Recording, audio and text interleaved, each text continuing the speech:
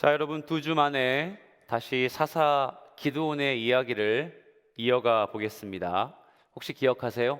이 전쟁에 쓰였던 무기, 이들은 기드온과 300명의 군대가 횃불, 빈 항아리, 나팔 이 세 가지만으로 미디안의 13만 대군을 물리쳤습니다. 하나님의 전쟁은 칼과 창에 있지 아니하고, 다시요, 하나님의 전쟁은 칼과 창에 있지 아니하고, 이 성경에 반복되는 구절의 의미 속에 우리가 취할 수 있는 교훈은 뭘까요? 우리의 힘과 능력으로 벌어질 전쟁이 아니다. 사람의 힘으로 이길 수 있는 전쟁이 아니어서 이게 전쟁은 누가 이기게 하신다? 하나님이 이기게 하신다. 이 전쟁에 대해 우리가 몇 주 전에 배웠습니다. 그리고 결과는 어땠죠? 넉넉히 승리했습니다. 기드온과 300명의 군대는 넉넉히 승리할 수 있었습니다. 그런데 오늘도 우리는 이 기드온 전쟁의 에필로그라고 할 수 있겠죠? 에필로그, 후일담에 대해 좀 깊이 묵상해 볼 필요가 있습니다. 다시 점검해 보죠. 이 전쟁의 정체성이 뭐라고 했습니까? 하나님의 전쟁이라고 했습니다. 하나님의 전쟁. 그렇다면 이 전쟁에서 승리하는 건 당연한 결과이지 않을까요? 그렇죠. 왜냐하면 하나님이 이기게 하실 거니까. 오늘 본문의 말씀의 의미를 짚기 전에, 그렇지, 하나님의 전쟁이면 당연히 이기는 거지. 하나님이 이기게 하시고, 마치 여리고 성 도는 것처럼 이들은 뭐 하기만 하면, 순종하기만 하면 이 전쟁에서 승리할 게 뻔해. 그런데 오늘 전쟁의 이 에필로그를 보니 하나님의 전쟁이면 당연히 완벽한 승리해야 마땅한데 좀 완벽하게 승리했다고 보긴 어렵지 않습니까? 꽤나 긴 단락을 읽었어요. 1절에서 21절. 집중력 유지하기 어려운 이 긴 단락을 읽으면서 왜 하나님의 전쟁인데 완벽히 승리하지 않고 뭔가 좀 찝찝하게 남아있지, 이 기억을 지울 수가 없을까요? 우리 본문 7장의 앞장이죠. 24절과 25절 말씀을 함께 볼 텐데요. 제가 24절, 여러분이 25절을 읽으시면 됩니다. 자, 기드온이 사자들을 보내서 에브라임 온 산지로 두루 다니게 하여 이르기를, 내려와서 미디안을 치고 그들을 앞질러 벳바라와 요단강에 이르는 수로를 점령하라 하매, 이에 에브라임 사람들이 다 모여 벳바라와 요단강에 이르는 수로를 점령하고, 또 미디안의 두 방백 오렙과 스앱을 사로잡아 오렙은 오렙 바위에서 죽이고 스앱은 스앱 포도주 틀에서 죽이고 미디안을 추격하였고, 오렙과 스앱의 머리를 요단강 건너편에서 기드온에게 가져왔더라. 아멘. 아멘. 이해가 되세요? 이들은 반드시 적군을 진멸해야만 했습니다. 진멸이 뭐죠? 다 죽이는 거예요. 다 죽이고 불태워야 해요. 완벽히 미디안의 13만 명 다 죽이고 이들이 살아서 돌아가지 못하도록 하나님의 전쟁이기 때문에 완벽히 승리할 수 있도록 하는 게 맞습니다. 그런데 방금 읽은 7장의 25절을 보아하니 어떻게 전개되고 있습니까? 두 명의 방백이에요. 방백이 어떤 뜻이냐면 장군이에요. 두 명의 장군을 죽이지 못했습니다. 여담이지만 참 부끄럽죠. 장군이면 어떻게 해야 마땅해요? 가장 앞선에서 목숨을 걸고 나라를 지키는 게 장군인데, 방백들, 장군들이 자기 삶 지키겠다고 꽁무니 빼서 도망가는 모습을 우리가 방금 읽었던 거예요. 오렙이란 사람과 스앱이란 사람을 죽이지 못했던 거예요. 쫓아가다 보니까 이들이 어디에 도망간 게 발견이 됐냐면 에브라임 지파의 영토에 들어가 있는 걸 발견한 겁니다. 그리고 이 에브라임 지파가 두 명의 방백 오렙과 스앱을 어떻게 했죠? 죽였어요. 완벽하게 끝낼 수 있는 전쟁인데 두 사람을 죽이지 못하고 에브라임 지파 영토를 넘어가게 해서 이렇게 좀 찝찝하게 전쟁을 마무리하도록 하신 이유, 도대체 뭘까요? 사랑하는 여러분, 하나님의 말씀을 읽을 때에 우리는 늘 질문해야 합니다. 물론 진리의 말씀이기 때문에 하나님의 뜻이 다 여기에 가미되어 있어서 진행되었겠지라고도 볼 수 있지만 왜 이렇게 되었을까? 하나님은 이 사건 속에 무엇을 우리에게 말씀하시고자 하는 걸까? 라고 질문하는 게 정말 중요한 거예요. 오늘도 우리는 질문할 수 있죠. 하나님의 전쟁은 수도 없이 많이 해왔습니다. 창세기부터 쭉 이어보면, 특별히 출애굽기에, 레위기, 민수기, 신명기에 보면 하나님의 전쟁사가 수도 없이 기록되어 있는데, 이 상황 속에서 오늘 유독 사사 기드온의 전쟁은 찝찝함이 그지없습니다. 왜 이렇게 두 명을 남겨놓았을까요? 여러분, 청년 사역을 하다 보면 늘 똑같은 문제로 교역자인 저 전도사님은 좌절과 아픔을 겪곤 합니다. 그게 뭔지 아세요? 한번 들어보세요. 신방하고 말씀 훈련하고 열심히 설교해서 한 사람의 영혼을 그리스도의 제자로 성장시키도록 막 도와서 목사님, 복음이 이런 거라는 사실을 이제 알게 되어 감사합니다. 목사님, 교회를 정말 열심히 섬기고 싶습니다. 목사님, 세상에서 그리스도의 제자로 잘 살아내기를 기도해 주세요. 라고 하며 수료하고, 라고 하며 헤어지지만, 라고 하며 시간의 추가 지나가지만 어떻게 되는 걸 보게 되냐면 무너져요. 금세 못 가서 좌절해요. 이런 단어 있죠? 얼마 안 가서 변질돼요. 타협해요. 이런 모습을 보며 교역자인 저희는 참 좌절과 아픔을 겪습니다. 왜인지 아세요? 제가 못 가르쳤기 때문이죠. 교역자가 얼마나 그 역할을 못했으면 성도 한 사람, 청년 한 사람이 복음 앞에 이렇게 반응하지 못할까? 하나님, 제가 예수님의 사역에, 예수님의 사업에 큰 폐를 끼쳤습니다 라고 하며 정말 아프고 좌절하고 주님께 죄송한 마음이 있습니다. 그런데 여러분, 이렇게 질문해 보죠. 그거 두려워서, 그거 무서워서 이 일 그만둘 수 있을까요? 이렇게 가르치면 뭐해? 제자 훈련 시키면 뭐해? 또 변질될 거잖아. 또 예배 안 드릴 거잖아. 말씀 큐티, 귀납적 성경 연구 안 할 거잖아. 그러니까 목사님, 하지 마세요 라고 질문을 받았을 때 제가 거기에 동조할 수 있을까요? 여러분이 만약 저와 같은 교역자라면 그렇게 동의할 수 있으시겠어요? 아니요, 그렇지 못합니다. 저는 그거 그냥 할 겁니다 라고 이야기해요. 왜일까요? 왜 그렇게 대답할 수밖에 없는지 아세요? 시간이 지나 무너진다 할지라도, 성장하지 못한다 할지라도 이 일을 멈출 수 없는 이유가 어디에 있는지 아십니까? 그건 바로 그 과정 자체의 본질의 목적이 있기 때문입니다. 시도하는 것 자체의 본질의 목적이 있기 때문이고, 훈련받고 말씀을 듣는 자리에 나오는 과정 자체에 주님이 기뻐 받으시기를 알기 때문이에요. 그래서 한참이 지난 후에 결국 그때 깨닫게 되더라도 그 과정은 아무리 한참이 지난다 할지라도 반드시 겪어내야 하는 거예요. 사랑하는 청년 여러분, 말씀 앞에 반응하는 과정을 절대 간과하지 마십시오. 말씀 앞에 반응하고 설교 듣고 적고 귀납적 성경 연구하고 큐티하고 제자 훈련 받아도 수료하고 일주일이면 다 까먹죠. 그래도 그 일이 우리에게 꼭 필요한 이유는 뭐냐면 이 과정 자체에 주님이 기뻐 받으시기 때문입니다. 사랑하는 여러분, 모쪼록 주의 백성의 인생길 가운데 청년의 때에 말씀을 배우고 말씀을 사모하는 일을 거두지 마시길 축복합니다. 완벽히 끝낼 수 있는 전쟁인데 하나님은 이렇게 끝내지 않고 찝찝하게 마무리 짓게 만들 수밖에 없는 이유는 바로 제가 방금 말씀드린 이 과정에 하나님의 뜻이 담겨 있기 때문입니다. 기드온의 칼이 아니라 에브라임 지파의 칼에 오렙과 스앱을 죽게 하신 것도 그 과정 속에 분명히 하나님이 말씀하시고자 하는 이유가 있기 때문이죠. 본격적으로 묵상해 볼게요. 1절입니다. 자, 1절 여러분이 한번 읽어주시면 좋겠습니다. 시작.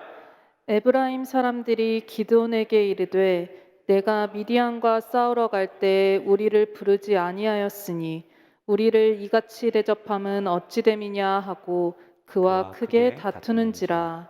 아멘. 자, 에브라임 사람들이 기드온에게 막 따집니다. 미디안과 전쟁할 때에 왜 우리 안 부른 거야? 왜 안 불러서 우리 이 정도밖에 일 못하게 만들어? 라고 하며 기드온에게 막 따져요. 여러분, 당시에 이스라엘 백성들에게 에브라임은 유력한 지파였어요. 그러니까 규모도 크고 힘도 있고 그런 지파였기 때문에 성경의 학자들에 의하면 마치 이 에브라임에게 원조 요청을 하거나 같이 전쟁을 하자고 했다면 손쉽게 이겼으리라 생각한다고 하죠. 그런데 결국 기드온은 단 300명의 군사를 데리고 전쟁을 한 거 아닙니까? 그런 기드온을 향해서 어떻게 우리를 이처럼 대접할 수 있냐고 따지는 에브라임을 보십시오.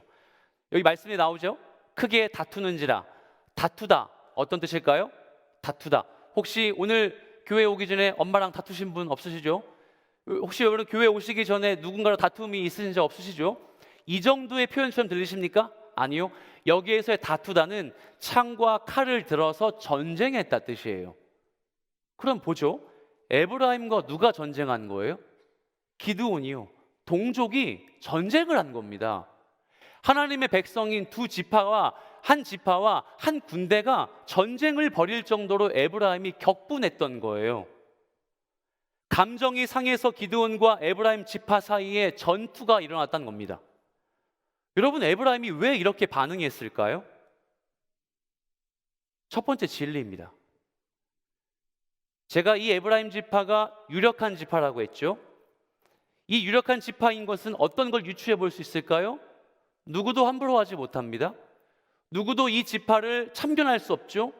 이들이 갖고 있는 힘과 권력이 마땅하여 오히려 그 하수가 되기 일상입니다. 여러분, 이처럼 평안과 일상의 안락함이 주는 유혹은 우리에게 달콤합니다.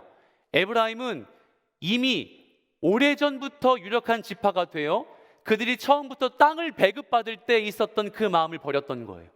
하나님의 백성으로서 기업을 삼을 수 없고 하나님의 백성으로서 어떤 소유도 삼을 수 없는 그 약속을 저버린 지 오래고, 일상이 주는 평안함이 주는 만족에 사로잡혀 있어서 마치 기드온의 윗사람처럼, 사사인 이 지도자인 기드온보다 더 나은 지파처럼 군림하고 있었던 걸 보게 되죠. 기드온이 뭐라고 합니까? 기드온 사사예요. 지도자입니다. 재판관이에요. 그가 뭐라고 얘기하는지 아십니까? 2절에 이렇게 나와 있죠. 에브라임의 끝물 포도가 아비에셀의 만물 포도보다 낫지 아니하냐. 제가 이번 주에 그 셀 모임 준비를 하면서 요 리더들의 요 질문을 많이 받았습니다. 끝물 포도, 만물 포도가 무슨 뜻이냐고. 이게 이해가 안 된다는 거죠. 자, 보세요. 여기에서의 에브라임은 기드온 반대편에 있는 그 에브라임입니다. 그리고 아비에셀은 기드온을 뜻하는 표현이에요. 기드온 측에 있는. 그러면 여기에 끝물은 뭘까요? 끝물은 수확물이에요. 혹시 여러분 농촌 봉사활동이나 시골에서 귤이나 감이나 따본 적 있으세요? 수확하는 거예요. 그렇죠? 수확하는 수확물이 끝물입니다. 마치 나중에 오는 끝물처럼 생각하시는데 그 뜻이 아니라 이건 직접 따는 수확물 열매를 말해요. 그렇다면 만물은 뭘까요? 떨어진 곡식이에요. 낙과라고 하죠. 낙과도 꽤나 맛있습니다. 그런데 낙과는 어떤 의미죠? 직접 딴 상품은 아닙니다. 하나님 앞에 질적으로 우수한 건 아닙니다. 그래서 이 표현을 우리가 에베소서 통해서 이렇게 접근해 본 적이 있죠. 딴 열매, 최고의 상품, 헬라어 뭐라고 불렀죠? 포이에마입니다. 그렇다면 기드온이 지금 칭찬하는 거예요. 에브라임이요, 당신들이 얻은 수확물은 최고의 열매입니다. 근데 우리는 그냥 주운 곡식과도 같은 거예요. 때 아닌 겸손의 표현으로 기드온이 유력한 지파 에브라임 밑에 들어가서 그들을 우쭈쭈합니다. 죄송합니다, 저희가 깜빡했네요 라고 이야기하죠. 전 여러분, 이 시점에 이렇게 한번 질문을 드려보고 싶어요. 기드온이 대처하는 지금의 방식이 어떻게 들리십니까? 야, 기드온 역시 좀 넉넉하다.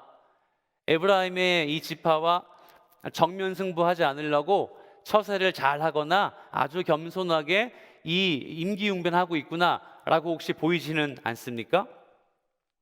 물론 이와 같이 생각할 수 있죠.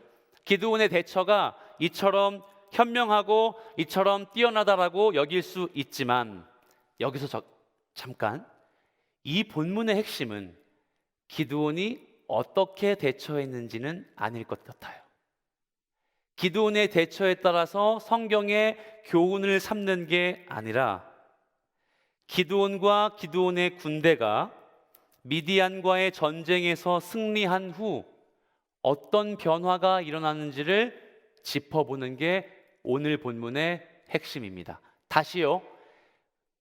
횃불과 빈 항아리, 나팔이라는 얼토당토하는 무기로 적군과의 전쟁에 이긴 기드온과 300명의 군대가 승리한 후에 어떤 변화가 있는지를 보는 게 오늘 본문의 핵심이라는 것이죠. 첫 번째 변화가 발견됐죠. 동족이 갈라졌습니다. 승리는, 안정감은 우리에게 유니티를 주지 않습니다. 승리와 평안은 오히려 우리에게, 이 안락함에 도취되어 있는 우리에게 분열과 혼돈을 조장할 수 있다는 걸 기억하시길 바랍니다. 하나님의 말씀은 오늘 우리에게 그걸 자극하고 있어요. 청년의 때를 살며 성도의 삶을 살며 늘 애매모호하고 불안하고 앞길을 알 수 없는 우리의 인생이 오히려 하나님을 붙들기에 안성맞춤이지, 안정과 평안 속에 내 인생에 그 어떤 나쁜 일도 일어나지 않을 때 우리요 하나님 찾지 않아요. 저와 여러분이요 하나님께 간절히 구하지 않습니다. 오히려 우리의 본능은 무엇이죠? 간절히 찾는 주님의 때는 언제예요? 더 힘들고 불안하고 내 앞길이 막막할 때 주여 3번 부르짖으면서 기도할 수밖에 없는 게 우리 예배자들의 현실 아닙니까? 그거예요. 본문은 우리에게 이걸 이야기하는 거예요. 승리가 중요한 게 아니다. 기드온과 300명의 군대, 이 적은 인원으로 이긴 게 중요한 게 아니다. 이긴 후에 진짜 안정과 평안을 누려야 하는 주의 백성들의 정체성이 어디에 있는지를 이 말씀을 통해 우리에게 촉구하고 있는 거예요. 우리가 예상하는 승전의 결말과 다른 양상으로 진행되고 있는 것 보이시죠? 여러분, 그렇다면 이렇게 한번 바꿔 질문해 보죠. 자, 저를 보세요. 전쟁을 하면 이겼을 때 어떤 일들이 벌어지죠? 우리 드라마나 영화, 다큐멘터리에서 많이 봅니다. 전쟁에서 승리했을 때 대개 어떤 일들이 뒤따라오게 되죠? 첫 번째, 전쟁에 승리하고 가지고 온 뭐라고 부르죠? 전리품들이 국가의 운영이 됩니다.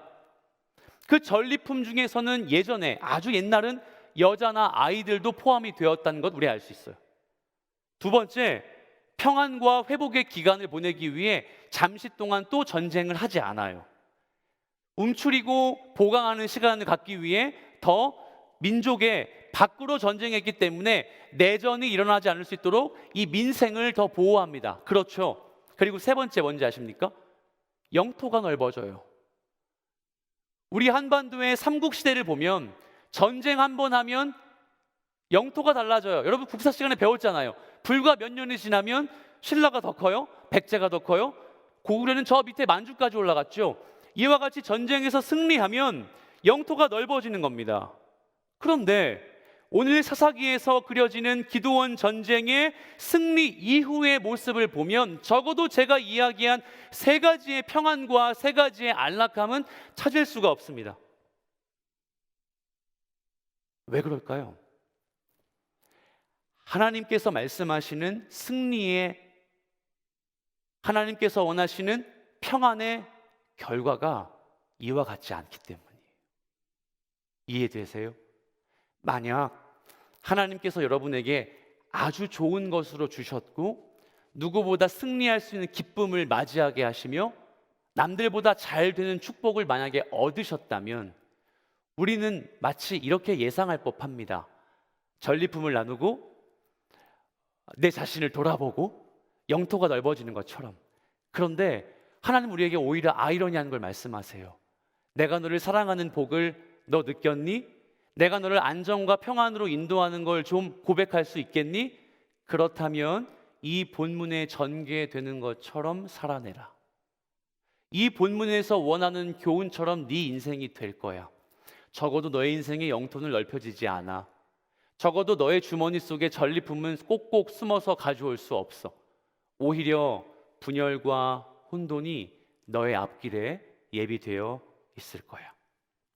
사랑하는 청년 여러분, 저는 줄곧 여러분에게 실패를 설교해 왔습니다. 실패해도 괜찮다. 힘들어도 버텨. 그리스도인은 십자가의 길을 살아야 하고 좁은 길을 걸어야 해. 그런데 만약 오늘은 좀 반대로 설교를 해보죠. 하나님이 여러분을 사랑하셔서 평안과 안락의 길로 인도하시길 축복합니다. 그렇다면 그 길이 여러분의 목전에 있을 때 그 너머에 벌어질 일은 어떤 일이라고요? 분열, 혼돈, 아픔, 좌절. 그래야 우리가 주님을 찾으니까요. 그래야 현실에 매몰된 감사를 불러일으켜서 하나님께 다시 한번 나갈 자양분을 얻게 되기 때문입니다. 여러분 4절을 보십시오. 4절에 이렇게 나와 있죠? 여러분이 한번 읽어주세요. 시작. 기드온과 그와 함께한 자 300명이 요단강에 이르러 건너고 비록 피곤하나 추격하며 아멘. 아멘. 자, 기드온과 군대가 지금 오렙과 스앱을 죽인 후에 또 귀족이에요. 죽이지 못한 미디안의 귀족이 또 있네요. 4명이나 살아난 거예요. 이 4명 중에 2명 세바와 살문나를 쫓고 있습니다. 그런데 그때 본문은 그의 군대 300명이 너무너무 피곤하다고 이야기해요. 전쟁을 할 만큼 했고 이들이 뭐 훈련을 받았습니까? 이들이 받은 훈련 2가지밖에 없잖아요. 첫 번째 뭐예요? 무서운 자 집에 가라. 나 안 무섭거든. 2번째 훈련이 뭐였어요? 물 떠먹는 거예요. 이들이 체력이 있겠습니까? 무기를 잘 쓸 능력치가 있겠습니까? 얼마나 빨리 피곤할지 우리는 예상을 할 수 있죠. 그런데 이때 이 피곤하고 굶주려 있을 때 숫꽃 보이세요? 숫꽃이라는 지명에 도달하게 됩니다. 그리고 그 지명에 있는 사람들에게 이렇게 기드온이 요청합니다. 우리를 좀 도와주라. 우리를 좀 도와줘서 저 미디안의 2 적군을 물리칠 수 있도록 함께 해줘. 자, 어떻게 됩니까? 거절당합니다. 숫곳 사람들이 거절하고 심지어 뭐라고 말하는지 아십니까? 아주 기분 나빠요. 비아냥거려요. 이렇게 얘기하죠. 야, 너희가 감히 이 세바와 살문나 죽인다고? 니들이 한다고? 퍽이나? 라고 하며 비아냥거리고 그들을 돕지 않습니다. 본문을 보세요. 기분 나쁜 기드온과 기분 나쁜 300명의 군대가 어디로 갑니까? 브누엘로 갑니다. 브누엘로 가서 똑같이 이야기합니다. 우리를 좀 도와주라. 어떻게 돼요? 브누엘의 사람들도 동일하게 표현하죠? 도와줄 수 없어. 자, 저를 보세요. 왜 이들이 이런 대처를 했을까? 그냥 돕기 싫었을 수도 있겠지만 성경은 명확한 근거를 우리에게 보여줍니다.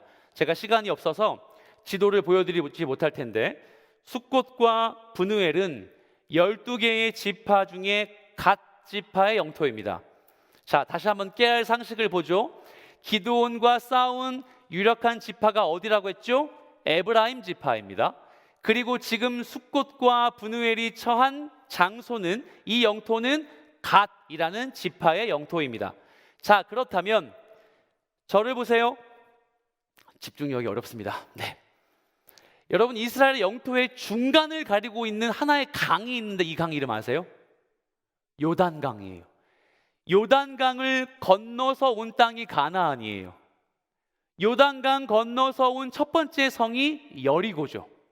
그런데 이스라엘 백성들이 하나님의 명령을 따라서 강 건너기 전에 3지파 혹은 2지파 반이라고 부르거든요. 이 지파가 먼저 땅을 분배받았어요. 분배받고 요단강을 건너 가나안을 점령했습니다. 자, 요 강 건너기 전에 땅을 분배받은 지파 중에 어떤 지파가 있느냐? 갓 지파가 있어요. 목사님, 그게 뭐가 중요합니까? 중요하죠. 강 건너기 전에 받은 갓 지파 땅의 바로 옆에 누가 있게요? 미디안 땅이 있습니다. 미디안은 지금 기드온이 싸우고 있는 적군입니다. 숫곳과 브누엘의 사람들이 이 기드온을 도울 수 없었던 이유는 뭘까요? 자기 옆에 미디안과 우호하고 있기 때문이에요. 다시요. 자신의 영토 옆에 근거리에 살고 있는 미디안과 이웃을 맺어 동맹을 맺어 우호 관계를 펼치며 이미 안정과 평안을 누리고 있었기 때문이에요. 두 번째로 이 안정과 평안은 기드온과 브누엘 숲곳의 분열을 잇게 만들었습니다. 이미 이들 사이에 익숙한 현실과 일상 속의 안정감이 하나님의 백성의 정체성을 해치는 분열과 혼돈이 되었던 겁니다. 사랑하는 여러분, 안정은, 평안은 오로지 샬롬은 나와 하나님과의 관계뿐입니다. 내가 일상에서 여전히 풀리지 않고 여전히 어렵고 여전히 앞길이 막막한 일상을 살고 있는 건 여러분 잘 살아내고 있는 거예요. 그래야 우리가 주님 찾기 때문에 여러분을 향한 주님의 계획이 완벽하게 실행되고 있다는 걸 몸소 느끼는 거예요.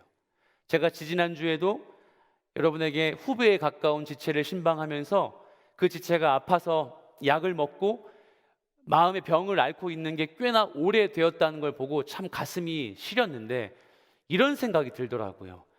야, 그래서 하나님 찾겠다. 이렇게 어렵고 힘든 일상을 살며 하나님이 아니면 내 인생 해결해 주지 못할 거란 걸 알기에 이 녀석 하나님 진짜 찾겠다. 지금은 당장이라도 두 손 번쩍 들고 예배하지 못할지라도 크게 부르짖고 외치며 기도하는 사람이 안 될지라도 이 녀석은 이 마음의 병이 예수님을 찾기에 안성맞춤의 도구로 삼아 주시겠다라고 저는 감사하며 그 신방을 끝낼 수 있었습니다. 여러분, 이 말이 맞지 않을까요? 여러분의 불안한 일상 가운데 여전히 풀리지 않는 청년의 숙제 가운데 그거 애써 해결하려고 몸부림치지 마십시오.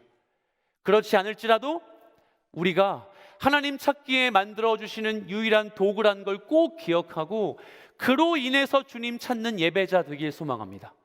그것 때문에, 그 불안정 때문에, 불연과 혼돈 때문에 주님을 더 고백할 수밖에 없는 성도 되길 축복합니다.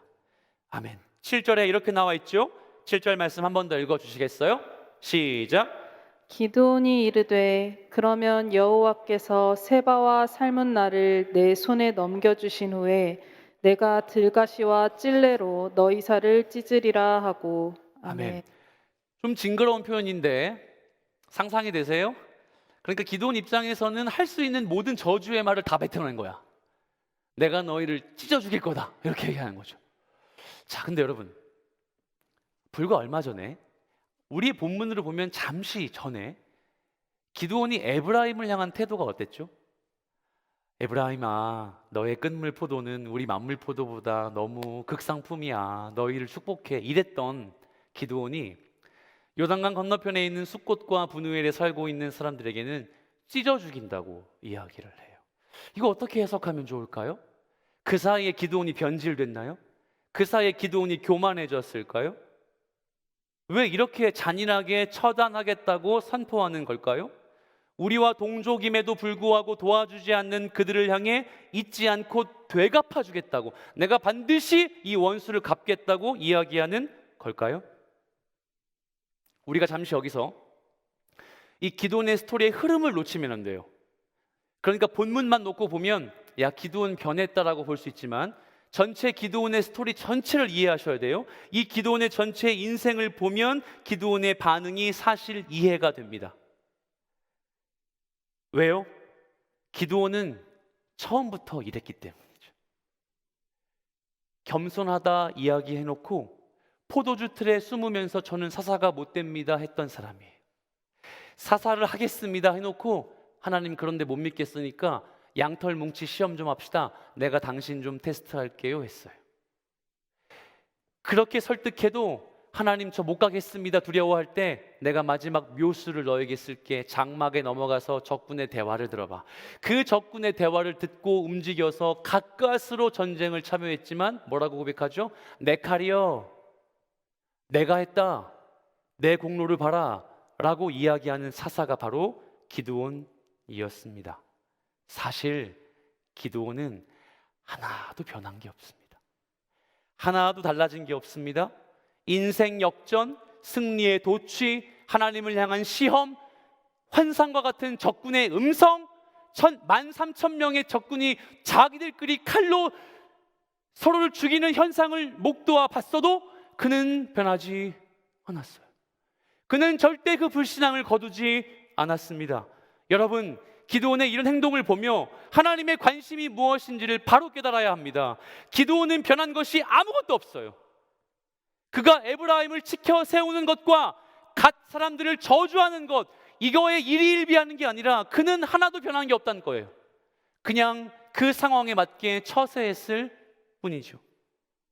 저와 같이, 여러분과 같이 예수님 믿고 제자가 되겠다고 늘 예배 자리에서는 선포하고 고백하지만 어쩌면 우리의 삶에 밀려오는 하나의 사건 속에 그냥 처세하고 그냥 임기응변하고 본질적인 우리의 정체성은 관심 없어 보이는 이 시대의 청년들의 모습과 같지 않을까요?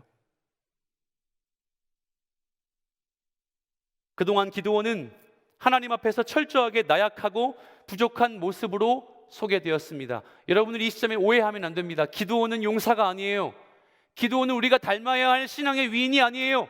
기드온의 300군대는 용사가 아닙니다. 오히려 우리가 철저히 주님 앞에 반면교사해야 할 부족한 죄인이고 부족한 덩어리이고 하나님보다 자기 힘 의지하는 이 시대의 교만한 우리 모든 성도의 자화상과 같은 겁니다. 하지만 여러분 보십시오. 하나님의 응답을 받았지만 승리했지만 여전히 하나님을 신뢰하지 못할 정도로 두려워하는 그의 모습을 보십시오. 그런 기드온 어디 갔습니까? 나약했던 기드온 어디 갔어요? 하나님 제가 할 수 있을까요? 겸손했던 기드온 어디 갔냐는 말입니다. 여러분 질문해 보죠. 저는 죄인입니다 라고 고백했던 여러분 어디 갔습니까? 불과 얼마 전 여름 수련회를 통해 주님 저는 죄인입니다, 애매모호한 일상 가운데 복음 붙들고 나가겠습니다 라고 고백했던 여러분의 모습 어디 갔습니까?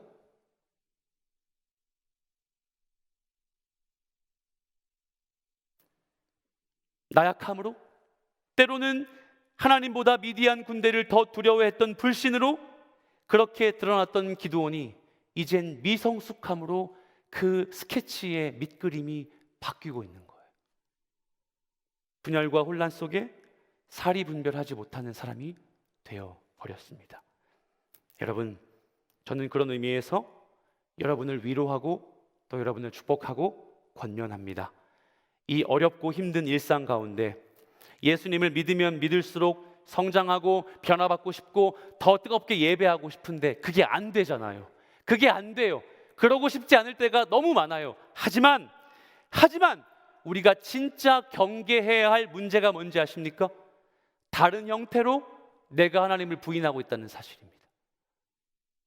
일상에서 다른 모습으로 하나님을 예배하는 예배자의 모습을 기꺼이 발로 뻥 차버린 내 현실을 직시해야 한다는 것이죠. 그러므로 이 말씀 앞에 우리가 함께 반응합시다. 횃불과 빈 항아리 그리고 나팔로 참전했던 전쟁에서 이스라엘은 승리했습니다. 하나님이 이 전쟁을 분명 승리하도록 도와주셨습니다. 그런데 그 이후에 어떻게 되고 있다고 배웠죠? 평안은 없습니다. 전리품을 나누며 격렬하게 승리에 도취하는 춤도 추지 않습니다. 기드온 전쟁 후에 그런 장면은 한 개도 없습니다. 그런데 말씀을 정리하며 무엇도 없어진지 아십니까? 이 전쟁의 에필로그에 우리가 알고 있는 전쟁사도 없어지면서 또 한 가지 갑자기 없어져 버린 게 있어요. 무엇인지 아십니까? 바로 하나님의 음성이에요. 기드온의 스토리를 보면 늘 하나님은 존재하셨습니다. 기드온에게 말씀하셨잖아요. 기드온과 대화하셨어요. 그를 부르셨어요. 그런데 전쟁에 승리한 후 하나님의 음성은 한 번도 등장하지 않아요.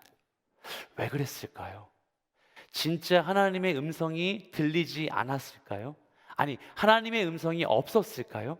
저는 이 본문의 말씀을 묵상하며 이런 결론을 도출했습니다. 아니, 하나님의 말씀이 없는 게 아니라 기드온에게 하나님의 음성이 들리지 않았을 것 같다. 왜요?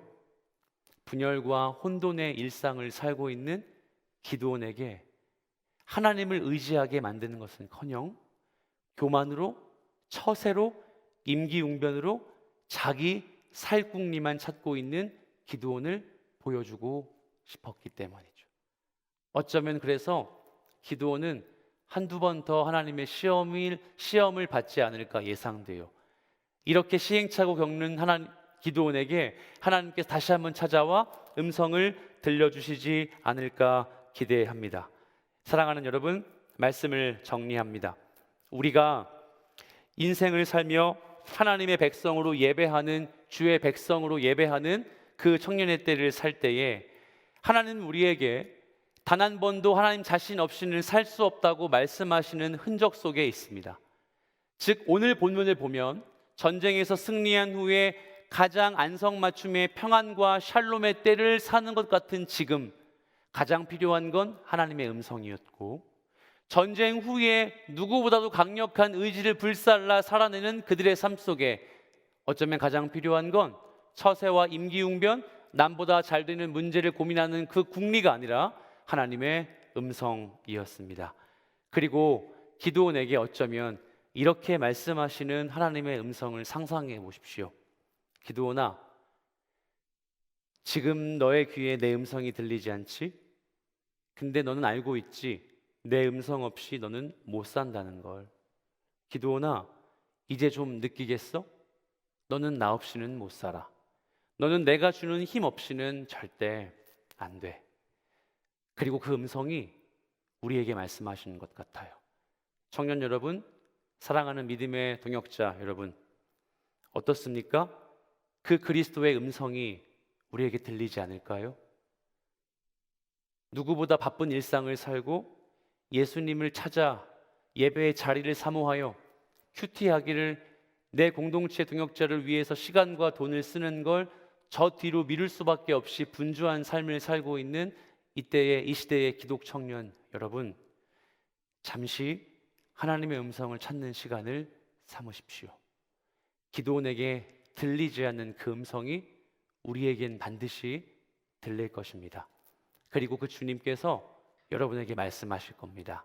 아무개야, 너 예수 그리스도의 보혈 아니고는 구원받을 수 없는 것 기억하지? 그 구원의 고백과 십자가의 은혜를 오늘도 묵상할 수 있겠니? 그 십자가의 은혜가 너의 삶을 주도한다는 거 너 진짜 믿어? 너는 내가 주는 은혜 없이는 못 살아. 이 은혜, 현실에 안주하여 일상에 내 열정이 매몰되어 그렇게 예배 보고 그렇게 그리스도인이 아닌 기독인으로 사는 정체성 뒤로 하고 하나님의 음성을 들으며 하나님의 음성에 반응하며 청년의 때를 사는 여러분 되시길 살아계신 예수 그리스도의 이름으로 축복합니다. 아멘.